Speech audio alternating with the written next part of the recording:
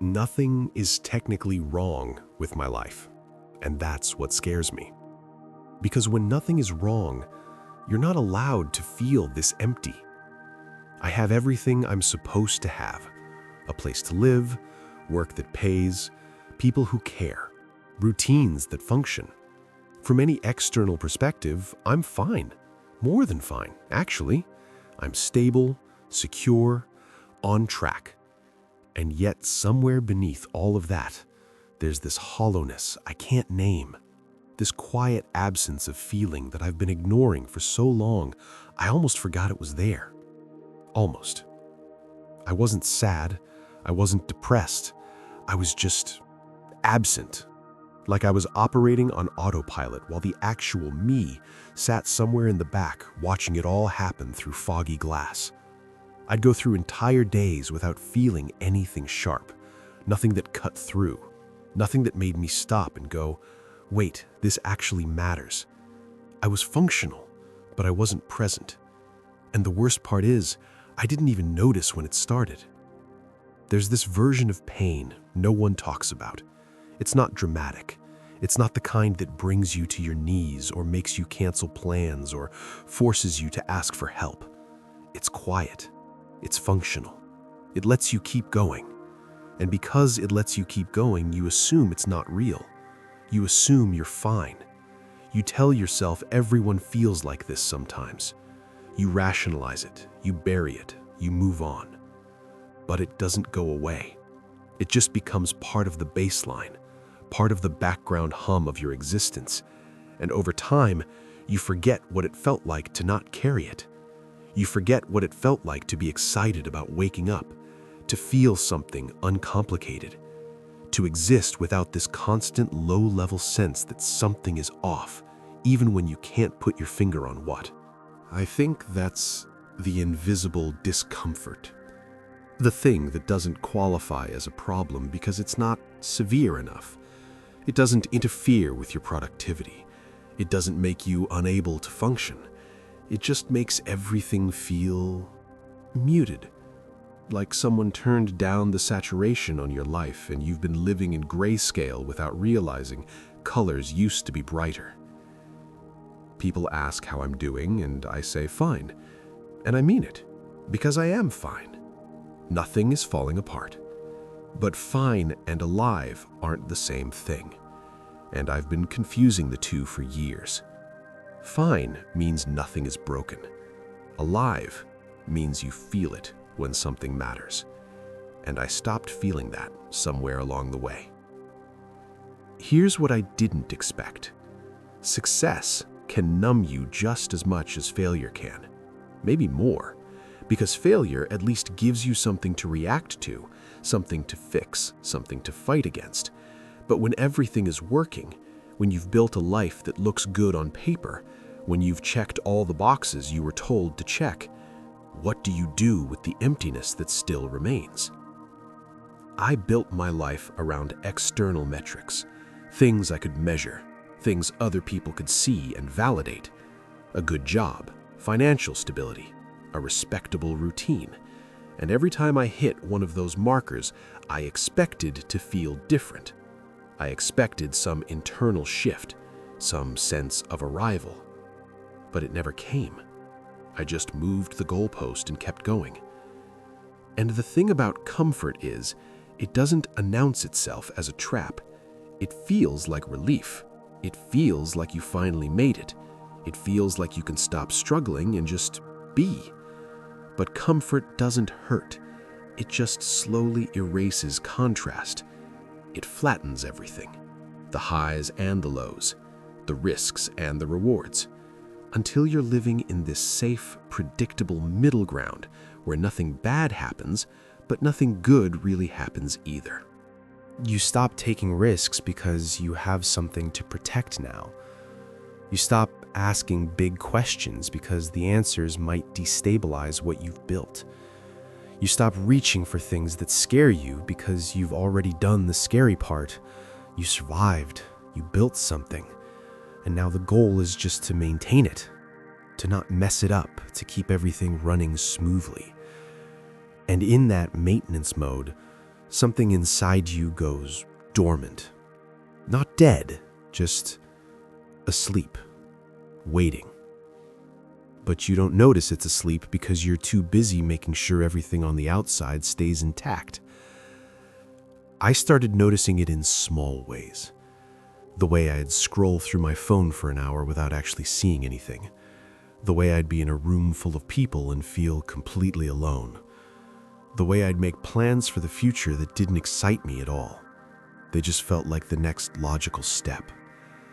The way I'd lie awake at night with this vague sense of dread that had no source, no name, no solution. And when people asked how I was, I'd say fine. Because what else was I supposed to say? Everything is working, but I feel like I'm disappearing. That doesn't make sense. That sounds dramatic. That sounds like I'm ungrateful for what I have. So I didn't say it. I just kept saying, fine. And every time I said it, I reinforced the lie. Not just to them, to myself. Fine is the most dangerous word in modern life.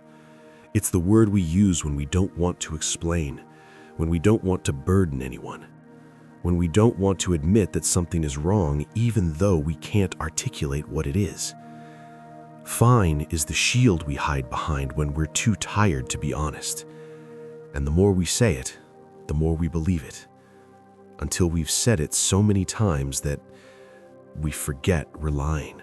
But your body doesn't forget. Your body knows. It shows up in the tension you carry in your shoulders, in the exhaustion that sleep doesn't fix, in the way certain songs make you feel something you can't name, in the way you catch yourself staring out windows, not thinking about anything in particular, just not there. Your body is trying to tell you something, but your mind is too busy keeping everything running to listen. I think the worst part is the guilt. The guilt of feeling empty when you have no reason to. The guilt of being unsatisfied when other people have real problems. The guilt of wanting more when you already have enough. It's this constant internal argument. You should be grateful. You should be happy. What's wrong with you? And because you can't answer that question, you just push it down and keep moving. But pushing it down doesn't make it go away. It just makes it quieter. And the quieter it gets, the easier it is to ignore. Until one day you realize you've been ignoring it for so long that you don't even know who you are anymore without it. You don't know what you actually want. You don't know what makes you feel alive. You just know what you're supposed to want, what you're supposed to do. And you keep doing it because stopping feels more terrifying than continuing. The realization didn't come during a crisis. It came on a normal day. I was doing something mundane, doesn't even matter what, and I just stopped. And for the first time in years, I actually asked myself, is this it? Is this what I'm doing with my life? Not in a judgmental way, not in a panicked way, just genuinely asking. And I didn't have an answer. I didn't know. I had been so focused on building and maintaining and surviving that I forgot to check if I actually wanted the life I was building. This wasn't a breakdown. It was an awakening that didn't ask permission. It was the moment the fog cleared just enough for me to see that I had been sleepwalking, that I had been performing a version of myself that worked for everyone else, but had nothing to do with who I actually was. And once I saw it, I couldn't unsee it. I don't know when it started. I don't know what the first compromise was. I don't know which decision was the one that set me on this path, but I know it happened gradually. A series of small choices that seemed reasonable at the time. A series of small adjustments to fit in, to be practical, to do what made sense. And each adjustment felt minor, until they added up to a life I didn't recognize. I'm not saying I made the wrong choices. I'm not saying I regret everything. I'm just saying I stopped being the one choosing. At some point, I handed the wheel over to fear, to expectation, to the idea of who I thought I should be. And I let that version drive, while the real me sat in the passenger seat, quietly fading.